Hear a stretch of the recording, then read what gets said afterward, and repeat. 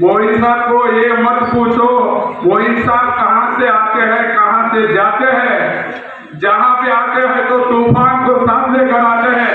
अशा पद्धतीने आजचे या यमांचं आत्मा ज्यांनी या बहुजन समाजासाठी आपलं आयुष्य वेचत आहेत असे मोइन सय्यद साहेब, त्यांचं नाव लई घेतलं जात आहे।